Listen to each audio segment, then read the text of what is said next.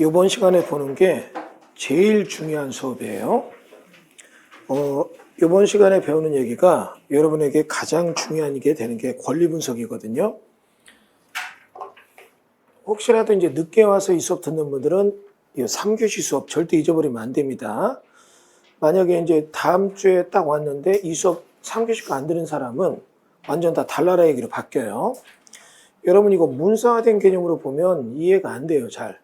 개념을 제가 딱 정리를 해드릴 테니까 여기서 보라는 것만 딱 그것만 기억하시면 여러분이 개념 잡혀요. 1교시, 2교시는 몰라도 돼요. 나중에 여러분 접하면 다 해요. 여러분 만약에 경매를 확실히 배우고 싶다 그러면 진짜 확실히 배우는 법 알려드려요? 알려드려요? 융자 많은 집에 한 5억 넣고 살다가 보증금 못 받고 쫓겨나면 다 알아요. 이렇게 배우는 게 가장 효과적인 교육이 되는데 이거는 사실 할 게 못 되죠. 너무 피해가 크니까 교육비가 비싸요. 여러분이 나는 의학적 지식이 없다. 여러분 집에 있는 자제분이 소아암에 걸렸다. 2년만 지나면 그 엄마는 웬만한 박사보다 소아암 지식이 높아져요. 이건 그렇게 돼 있어요. 그런데 그렇게 배우는 건 너무 여러분이 교육비가 비싸고 지금 요번 3교시 하는 건 딱 머릿속에 개념이 있어야 돼요. 1교시, 2교시는 몰라도 돼요. 접하면서 그냥 그때 말했던 게 이거야 느낄 수가 있는데 이거는 접하면서 느끼면 이미 버스 떠나고 복습은 되지만 교육비가 엄청 세지는 거예요. 자, 그럼 여러분 여기 권리 분석에 대한 얘기 나오는데 갑이라고 하는 사람이 건물을 갖고 있어요. 그리고 알파, 베타, 감마, A, B, C, D가 이해관계인으로 내돈 하고 있습니다. 그러면 여기 있는 알파, 베타, 감마는 사용 수익을 하고 있는 이해관계인들이에요. A, B, C, D는 사용 수익은 하지 않지만 갑이랑 뭔가 돈 주고받는 채권 채무가 있는 사람들이에요. 점유는 안 돼 있고. 그럼 이런 식으로 되어 있을 때 이들이 일단 요거 나 돈 받을 거 있습니다. 이것 때문에 어떻게 해요? 경매를 신청해요. 그러면 경매 개시 결정을 하고 경매 기입 등기했죠? 그리고 집행관들은 이들한테 가서 뭐를 해요? 권리신고, 배당 요구를 하게 해요. 그러면 권리신고, 배당 요구 시한 안에 이들이 나 이러이러한 사람입니다. 신고를 해요. 이것도 이해됐죠? 자, 그러면 이제 잔금 납부일에 을이 등장해요. 을은 요 물건을 낙찰받은 사람으로서 이들은 이 현장에 뭘 갖고 들어와요? 돈을 갖고 들어오겠죠. 그러면 이들을 환가하기 위해서 일정 가상 공간 안에 이걸 집어넣어요. 이 가상 공간을 경매 박스라고 해볼게요.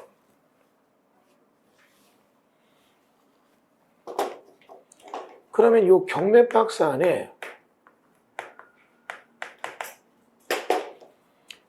쭉 넣고 가다가 서로 만나면 이들은 어떻게 교환을 해요?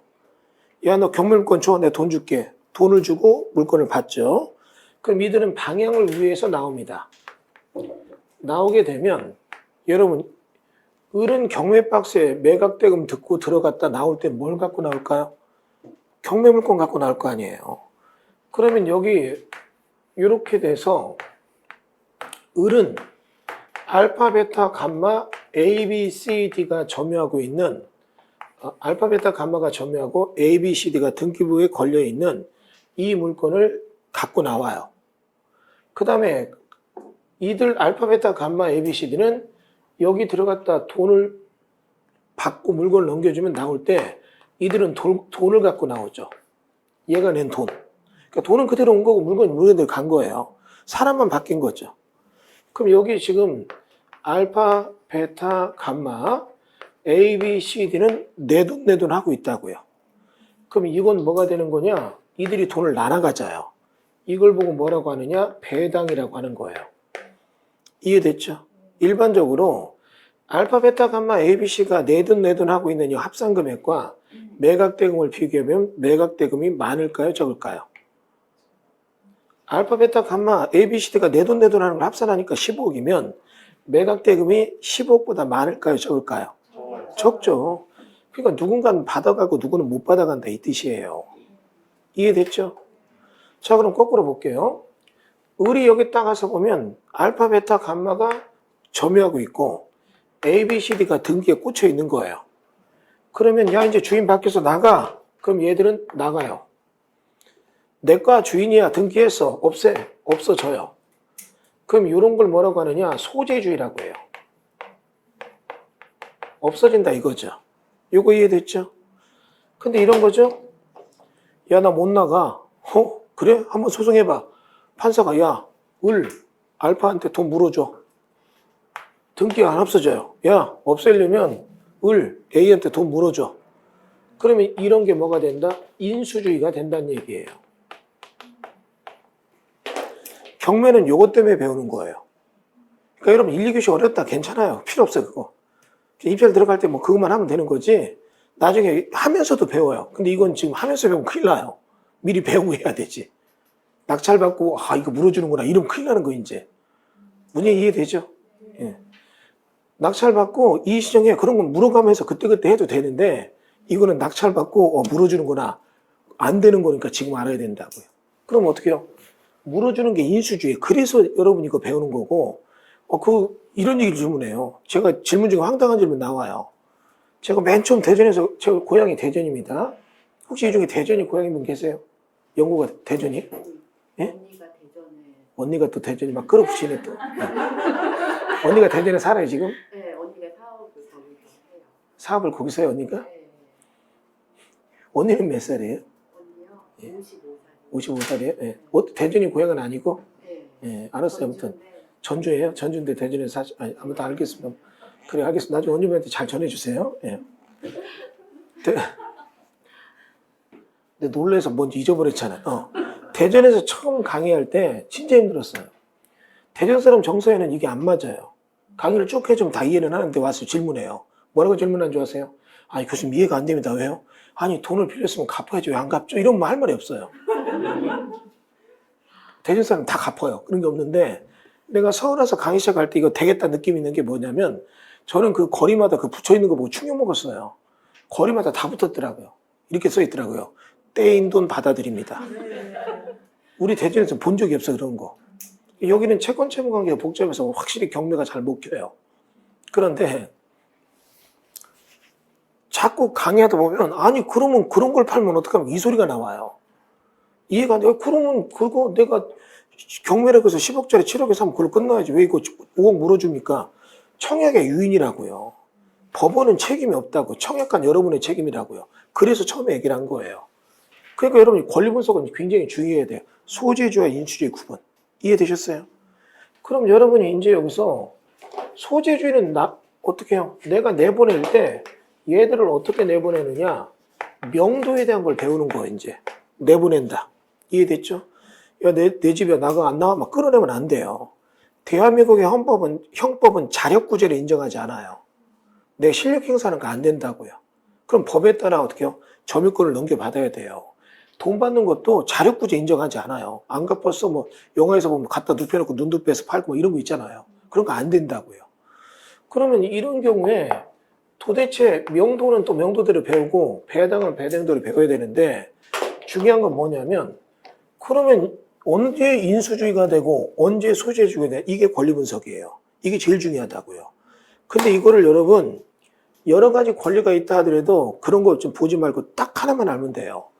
여기 있는 이해관계인들을 시간 순서에 맞게 딱 써놓으니까 A, B, C, D가 시간적 순서에 따라 나열이 되고 또 다시 알파, 베타, 감마 얘들이 시간적 순서에 나열이 되면 얘들이 경매박산에 대해서 시간적으로 후가 딱 나눠져요.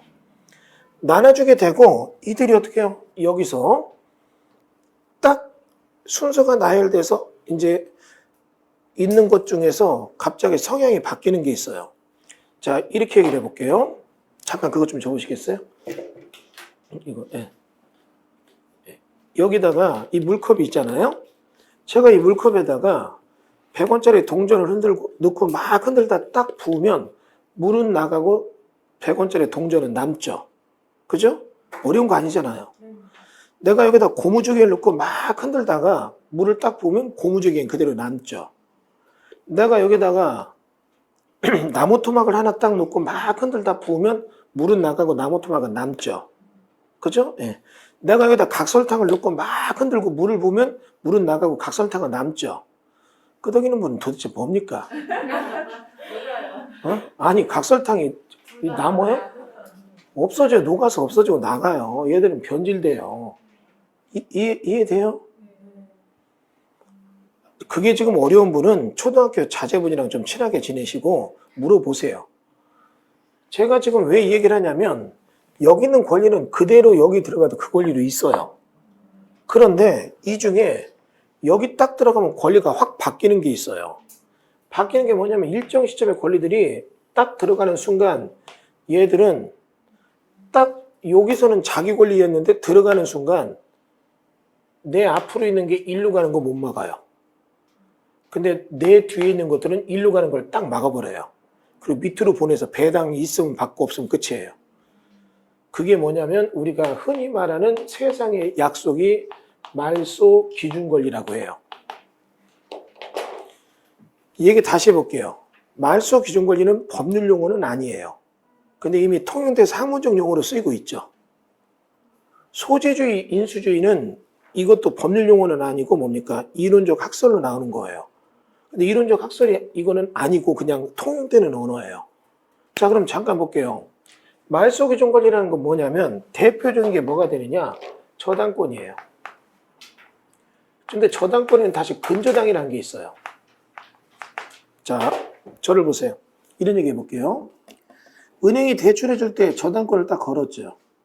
근저당을 걸 때도 있어. 근저당은 뭐냐? 좀 마이너스 통장처럼 돈을 자유롭게 좀 뺐다 쓰는 거고 저당권은 픽스가 되는 개념이에요.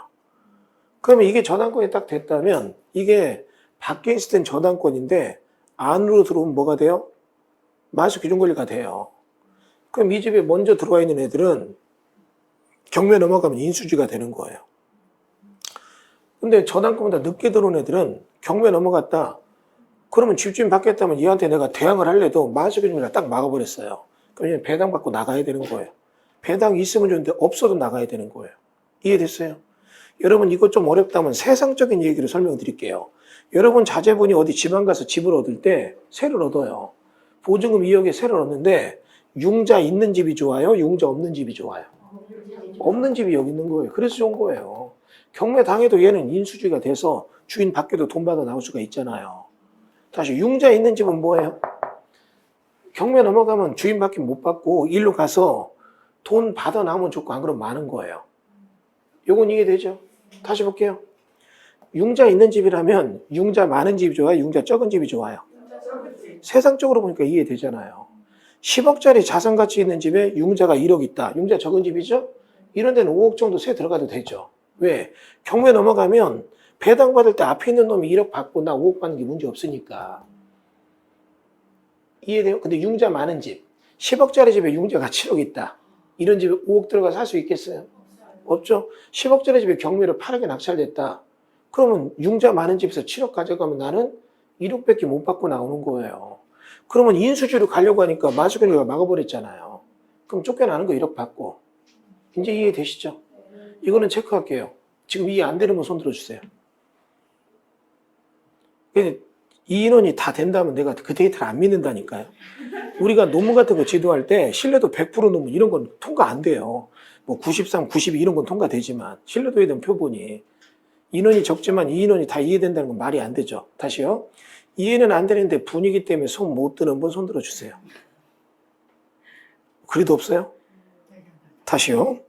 손 드는 게 의미가 없다. 지금 뭐 안 되는 게 아니라 계속 안 됐으니까 이런 분 손 들어주세요.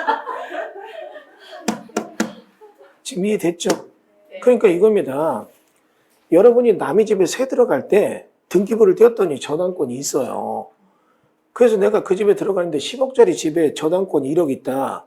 그럼 내가 한 3억 정도의 전입신고 점유해서 들어가서 산다. 별 문제가 없잖아요. 근데 최근에 깡통전세라는 얘기가 왜 나오느냐? 융자 없는 집에 들어갔어요. 10억짜리 집에 5억에 전세를 들어갔는데 집값이 하도 올랐다 떨어져서 이게 4억으로 떨어진 거예요. 그러면 이게 어떻게 해요? 경매 던져도 대항력은 있지만 누가 안 받아요. 세도 안 빼주고. 그러니까 이게 깡통전세예요. 그 얘기가 나오는 거잖아요. 깡통전세일 때는 경매 밖에서 문제고 경매 내부로 들어와서 누가 이걸 3억에 받았다. 그럼 5억짜리 3억에 받으면 얘는 좋다가 아니죠. 여러분이 3억 그럼 여기서 권리신고 배당 요구해서 받아가고 못 받은 돈은 2억은 인수지가 되는 거니까. 요거 이해됐어요? 여기 좀 어렵다면 다시요. 그건 주택임대차보호법에 나오는데 일단 여기서 그것만 봐요.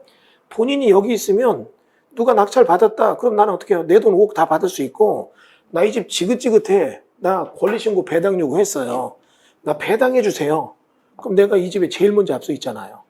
그럼 나한테 내 돈 5억을 먼저 줘야 되는데 낙찰이 3억이 됐다면 3억밖에 못 받았죠. 못 받았다면 나는 2억 못 받았잖아요. 그럼 난 여기 있으면 대항력이라는 게 있어서 인수지가 되니까 2억도 받아나올 수 있다는 얘기라고요. 그러면 낙찰받은 사람한테 그렇죠. 예. 그럼 여기서 질문 나오는 거예요. 이 사람 왜 물어줘요? 왜 물어주겠냐? 인수지니까 물어줘야 된다고요. 이제 이해되죠? 예. 그 매개체가 처음 경매 배우면서 이해가 안 돼야 돼요. 왜? 얘랑 얘는 본 적이 없잖아요. 근데도 물어줘야 된다고요. 그런 게 어디 있어요? 청약의 유인은 법적 책임 없고 청약은 네 잘못이잖아요. 하자 있는 건 네가 책임지라 이거잖아요. 이거 이해되셨어요? 됐어요? 이게 권리분석이라고요. 그래서 여기 있는 것들은 인수주의요. 여기 있는 것보다 소재주의가 된다. 이 얘기라고요. 이제 이해됐죠? 이해가 되는 분은 고개를 좀 끄덕여 보세요. 안 되는 분은 끄덕이는 분이랑 친하게 지내시고 물어보시라고요. 그분이 확답을 하면 넘어가고 그분이 횡설수설을 하면 이게 나만 모르는 게 아니었구나. 마음에 위안을 찾거나 이러지 말고 그분 손을 같이 잡고 저한테 오세요. 이해되셨죠? 그 다음에 하나 질문, 지금 중요한 얘기 합니다. 꼭 들으세요. 지금 이렇게 물어보라니까 옆에서 물어보잖아요. 근데 쉬는 시간에 물어볼 때 내가 잘 모르면 대답하는 거 아닙니다. 너도 그거 몰랐니? 나도 몰랐어. 야, 근데 그거 이런 거 아닐까? 우리 이렇게 알기로 하자. 합의를 해요. 나 이거 굉장히 위험하게 봅니다. 그래도 이 합의하는 사람의 목소리가 커요. 또 주변 사람까지 다 들어 이렇게 해요. 그러면 안 되고. 모르면 나도 몰라 하시고 알면 정확히 얘기해주고. 여기 좀 어려우세요? 아니 선생님 이거 지금 설명하실 때 이게 지금 선생님 화자가 있잖아요. 경매를 우리가 배우니까 경매 받는 사람의 입장에서 이게 통일이 돼야 되는데 어쩔 때는 이게 경매 받는 사람 다중적 시각이라는 얘기죠? 좋아요. 그러면 이런 얘기 할게요. 본인이 저당권보다 뒤늦게 있는 세입자가 있다. 늦게 들어온 세입자가 있다. 그러면 이런 거는 걱정 안 해도 된다. 근데 저당권보다 빨리 들어온 세입자가 있다. 그럼 이거 물어줘야 된다. 그렇게 기억하면 돼요. 그렇게 이제 경매 낙찰자 시각은 그렇고 이해 편의를 위해서 세입자 시각은 어때요? 융지한 집 없는 집으로 설명한 거고. 이해됐죠? 시각이 바뀌면 어려운가 봐요? 근데 세상을 남의 역지사지로 남의 입장도 생각하면서 살아야 될 것 같은데. 자, 아무튼 요건 이제 이해되셨어요? 자, 다시 보세요. 지금 본인이 권리 분석을 했더니 제일 빠른 게 저당권이라는 게 있는데 저당권보다 먼저 들어온 세입자가 있더라. 전입신고 조면회가 있더라. 그럼 그건 내가 물어줄 소지가 있다. 저당권보다 늦게 전입한 애가 있다. 이런 건 물어줄 소지가 없다. 그 얘기를 알면 된다고요. 이거 이제 이렇게 해야 되니까 이해되셨죠? 됐어요? 그러면 이제 이겁니다. 도대체 말소기준권이 뭐가 있습니까? 이런 거죠? 저당권이나 근저당. 저당권 나오면 이건 말소기준권이에요. 그 다음에 하나 더. 뭐가 있냐면 가압류나 압류가 있어요. 그럼 여러분 가압류, 압류가 있는데 잠깐 이것도 짧게 스피드하게 설명을 한 번에 끝낼게요. 지금 갑이라고 하는 사람의 이렇게 집이 있는데 을이라고 하는 사람이 갑한테 돈 받을 게 생기는 거예요. 그럼 이런 겁니다. 여기가 지금 현재 식당 주인이었고 을은 주방장이었어요. 10년간 너무 사이좋게 지낸 거예요. 요거 이해됐죠? 근데 10년간 사이좋게 지내면서 일을 했는데 코로나 터지고 3년 동안 아무것도 못 받았어요. 월급 못 받은 거죠. 그럼 여러분은 어떻게 해요? 갑을 상대로 월급 달라고 소송을 해요. 판결이 떨어지면 이게 집행권원이 되잖아요. 근데 여러분이 을이라면 그래도 10년의 정이 있죠. 돈 떼먹으려는 게 아니라 어쩔 수 없이 최악의 상황에서 못 준 거잖아요. 그럼 이런 경우에 여러분은 여기다가 이 집에다가 압류만 해놔요. 요거 이해됐어요? 압류만 하면 나중에 환가되게 되면 거기서 내 돈 내가 받는 거예요. 요게 압류라고요. 그럼 이렇게 압류가 딱 들어왔다. 그럼 이 압류도 뭐가 돼요? 말소기준 권리가 되는 거예요. 이거 이해됐죠? 자, 근데 이제 다른 상황을 얘기합니다. 여러분 을이에요. 근데 갑한테 어떤 일이 있었냐면 얘가 새벽에 술 먹고 기분 내고 막 어떻게 해요? 예를 들어 좀 극단적인 예지만 마약까지 했어요. 그리고 막 새벽에 달리다가 갑자기 어떻게 해요? 확 인도로 넘어와서 우리 집 애를 죽였어요. 8살 애를. 그러면 부모 입장에서는 이제 손해배상 청구할 거 아니에요. 이해됐죠? 판결 떨어졌는데 얘는 어떻게 뻔뻔스럽게 뭐 이제 유명한 연예인인데 엉뚱한 소리 막 해요. 열받죠? 그럼 여러분이 승소해서 집행고는 나왔죠?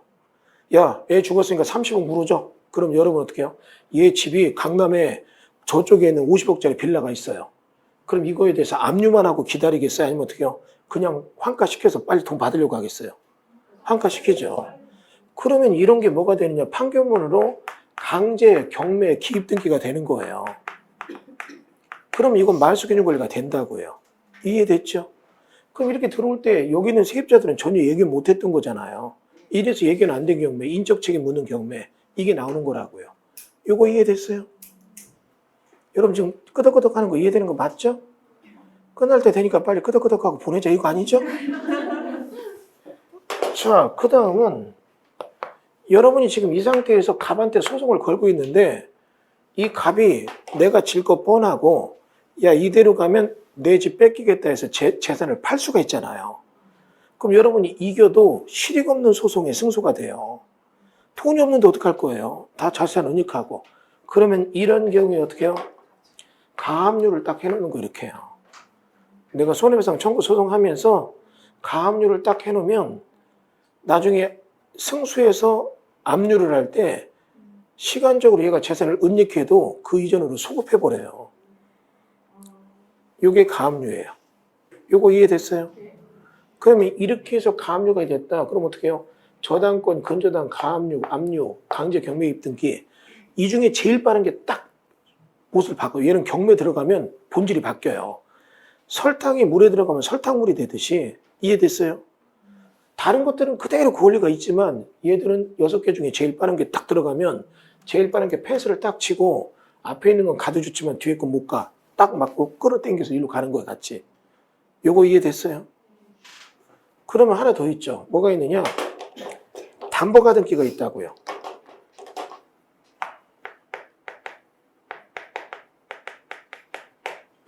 자, 잠깐 저를 보세요. 설명드립니다. 담보가등기라는 게 있는데 도대체 이건 뭐냐? 이런 거예요. 가등기는 조금 달라요. 지금 보세요. A가 있고 B가 있는데 이게 지금 현재 200억짜리 강남에 꼬마 빌딩이 하나 있어요.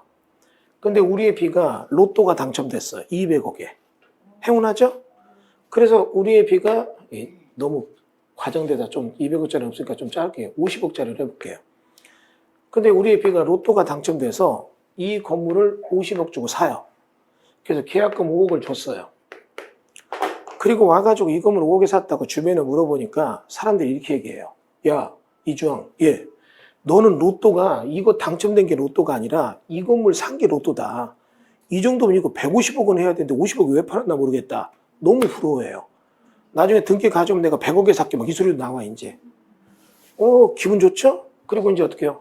한 달 뒤에 1차 중도금을 5억 또 줘요. 그러면 그러고 와서 딱 주변에 물어보니까 야, 요즘 이거 200억에도 못 사. 남들 다 부러워해요. 여러분 이 정도면 되게 만족감이 있죠. 근데 이제 조금 찜찜한 게 뭐냐?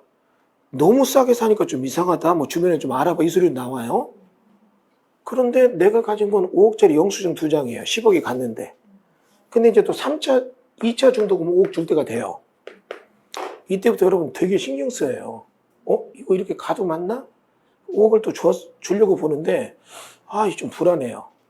주변에서 이거 조금 문제 있나 알아봐라. 너무 싸다. 이거 좀 뭐가 있다. 그래가지고 이제 궁예지책으로 친구한테 얘기했던 친구가 자기 친오빠가 유명한 관상쟁이래요. 그래서 일당 10만 원 주고 2차 중도금 주러 갈 때 같이 나갔어요. 오빠라고 하고. 그리고 무조건 10분 이상 말을 끌고 이제 얘기를 시켜라. 그래서 10분 이상 막 말을 하니까 옆에서 가만히 봐요. 그리고 이제 5억 주고 영수증 받아왔는데 나오자마자 그 오빠 그래요. 저 사람 얼굴이 완전히 사기꾼이고 올해 뭔가 이동수가 있어. 멀리 떠날 사람이야. 뭐 이런 소리를 해요. 그럼 여러분 이때부터 우리의 B는 A가 A니까 하루 종일 A만 생각해요. 그리고 아침에도 전화해 별일 없죠? 건강은 어떠 이러고. 이해돼요? 그러더니 다시 매일 저녁으로 아침 저녁으로 전화를 하는데 갑자기 어느 날 딱 전화하니까 이 번호는 당분간 고객의 사정으로 착신이 뭐 이렇게 나와요. 이때부터 막 쓰러지죠. 그래서 막 조회를 해봤더니 일주일 전에 외국으로 나갔대. 필리핀으로. 이제 막 심장 떨리죠. 고소고발 하려니까 잔금일 전에는 이거 고소고발 성립이 안 돼요. 그럼 맨날 이제 뭐 문자도 남기고 막 이 집 주변에 가보니까 어떻게 집 앞에 우편물도 잔뜩 쌓여있고 막 심란하잖아요. 들어도 심란하죠? 근데 잔금일 전날 저녁 딱 되니까 핸드폰이 딱 켜져요. 그럼 전화하자마자 여러분 뭐라고요? 어딨어? 너 뭐 있어? 막 이러니까 왜 그러세요? 내일 잔금 받으러 외국 여행 갔다 오늘 들어왔어. 이 소리 해요. 그리고 다음날 와서 어떻게 해요? 나머지 30억 잔금 주고 등기전 하면 다 끝났죠. 다 끝났어요. 집에 온 비에 쓰러지면 못 일어나. 이제 긴장 풀려고 죽어요. 이제. 여러분 이거 굉장히 불안정한 지혜 있잖아요. 지금 저게 뭔지 이해되죠? 그럼 이럴 때 이런 걸 막기 위해서 등장한 게 뭐다? 가등기예요. 가등기를 해놓고 우리의 가등기에 놓은 B는 얘가 도망갔다. 그럼 어떻게 해요? 돈 공탁 걸어버리고 등기 가져오면 끝나요. 굉장히 안정적이잖아요. 이게 무서운 겁니다. 가등기가 여기 있다면 이거 인수주의라고요. 못 없애요.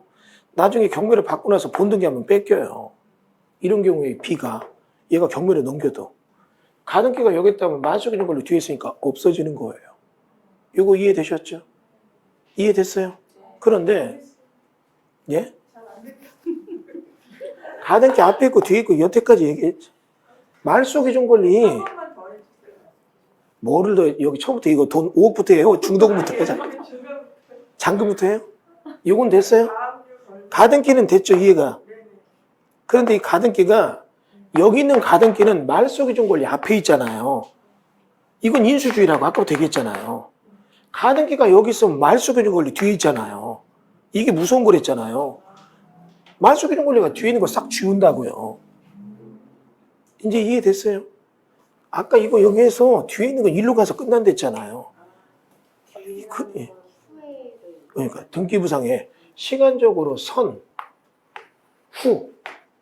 등기부 등본에 보면 얘가 먼저 등기가 5월 1일 날 됐고 이게 7월 1일이라면 없어진다고요. 이제 이해됐어요? 됐죠? 그러니까 여러분 말소기준 권리라는 게 되게 중요한 거예요. 여기까지 이해됐죠? 자, 그런데 이런 가등기가 이렇게 있는 게 악용당하는 거예요. 어떻게 악용되느냐? 지금 본인의 입장으로 그럼 들어보세요, 수업을. 또 여기는 또 입장 바뀌니까 힘들지 모르지만 일단 여기 초점으로 본인이 지금 집이 있다고 쳐요. 집이 있을지 없을지 모르지만 아파트 혹시 갖고 계세요? 네. 자가주택이에요? 네. 시대로 지금 얼마나 합니까? 얼마 안 해요. 그러니까 얼마 안 한다고 치고 얼마 정도 해요? 2억 정도 한다고 쳐요, 그러면. 이해됐죠? 그런데 요번에 아드님이 예를 들어서 사업하다 부도나게 생겼어요. 그래가지고 1억을 긴급하게 대줘야 돼요. 근데 돌아오는 지금이 4월 달인데 7월 달에 본인이 목돈 나올 게 있어요. 그러면 그 돈만 가지면 이거 해결을 하는데 지금은 돈이 없어요.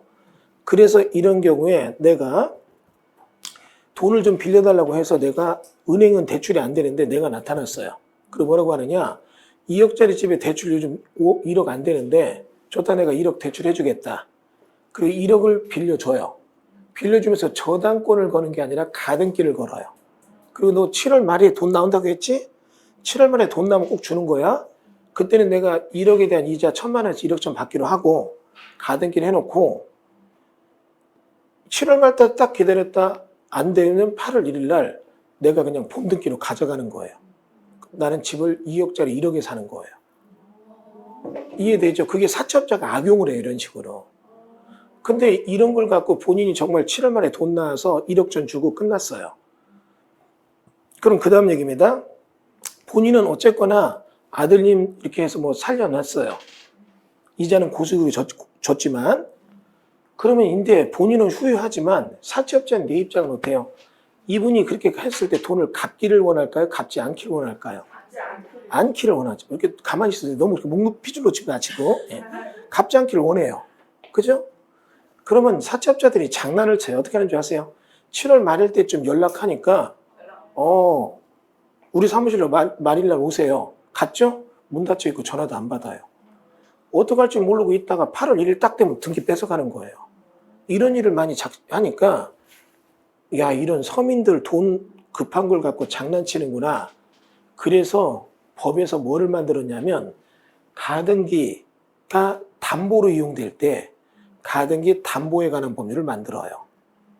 이해되셨죠? 그러면 가등기 담보에 관한 법률 여러분 민법 시간에 굉장히 복잡하게 배웠다면 딱 한 줄로 압축해 줄게요. 가등기 담보에 관한 법률 딱 요거예요. 얘는 가등기가 아니라 저당권이다. 됐어요? 저당권이라고요. 다시요.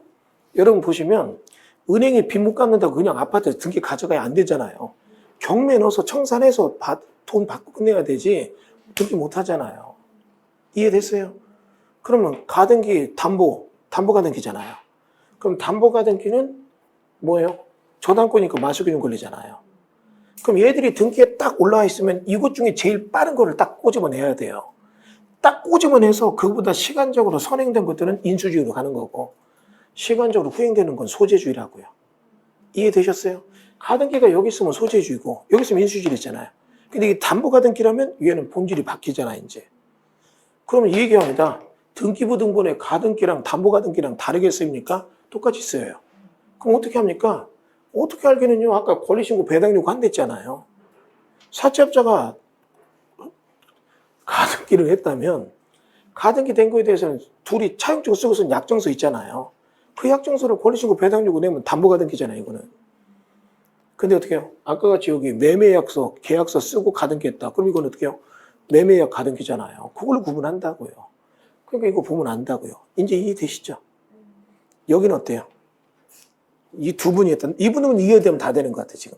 어디부터 이해가 안 돼요? 이해하네요. 인생이 다 그래요. 머릿속에 이거는 기억하세요. 머릿속에 이거요. 등기부 등본을 딱 경매 나왔다면 등기부 등본을 보고 가압류, 압류, 담보가등기 어떻게 해요? 근저당, 저당권, 강제 경매 등기가 있는 것 중에 제일 빠른 걸 골라라. 일단 그 날짜를 딱 찍어놓고 그 날짜 이전에 형성된 권리들은 인수될 소지가 있고 그 날짜 이후에 있는 것들은 소재될 권리가 있다. 요거 이해됐어요? 여러분 이 얘기해 볼게요. 본인이 아파트를 경매를 받으려고 해요.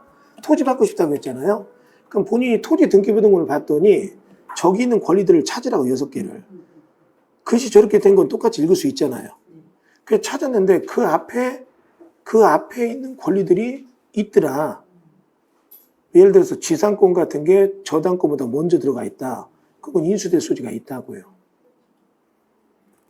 근데 그 등기부 등본에 써 있는 것보다 그게 제일 먼저 써 있고 다 뒤에 써 있더라. 그럼 이거는 낙찰 받으면 다 소재주의가 된다고요. 일단 기본이. 이해됐어요? 말소기준 권리가 먼저 아시겠죠? 여러분 그러니까 지금 경매 처음 배우는 분들한테는 이거 머릿속에 이거 딱 오늘 이것까지 픽스를 해드리는 거예요. 이거 알면 여러분 일단 기본은 된 거예요. 됐어요? 그럼 여기다 이제 살을 붙이면 이게 재밌는 게 몇 개 붙어요. 근데 여러분 지금 머릿속에 이 뼈대는 딱 해야 돼요. 머릿속에 이거 딱 그릴 수 있죠? 자 다시요. 굉장히 쉬워요. 이거 다 지우고 딱 오늘 배운 것 중에 다른 거 다 잊어버려도 이것만 알면 돼요. 경매 넘어갔다. 그럼 경매 박스 안에 들어왔다. 시간적으로 선후 등기에 있는 걸 쭉 나열해서 적어보세요. 등기부 등기 펴보면 갑 굴고 있는 거를 쭉 시간 순서에 맞게 쭉 적어 딱 일렬로 적어보세요. 그러면 선, 후로 적어주고 쭉 나열되죠? 그럼 그 중에 어떤 거요? 가압류, 압류, 담보가등기, 근저당, 저당권, 강제 경매 개입 등기 요게 제일 빠른 거가 있잖아요. 그게 예를 들어 2021년 5월 1일이다. 그럼 얘가 말소기준 권리 딱 친 거예요. 그럼 등기부 등본에 써 있는 거나 현장에서 확인되는 내용들 중에 이때 주인과 권리를 맺은 애들이 나오면 인수될 소지가 있다고요. 요때 이후로 주인과 권리 관계를 맺은 애는 다 제낀다고요. 일단은 그렇게 볼 수 있다고요. 이것만 알면 돼요. 오늘 딴 거 필요 없고요. 나머지는 여러분 들어놓고 그냥 그때 잠깐 이해됐다. 그럼 됐어. 잊어버려도 돼요. 경매 받으면서 다 그때그때 해결해 나가요. 물어보면서 주변에 다 알려주니까. 법원 민사과에서 다 알려주고 하니까 이런 거는. 그러나 이거는 민사과에서 안 알려줘. 권리분석 상담 안 해요. 이거는 여러분이 어떻게 해요? 이거 작업은 해야 돼요. 이해됐죠? 자, 정리해 볼게요. 마시고 권리 6개 불러보세요.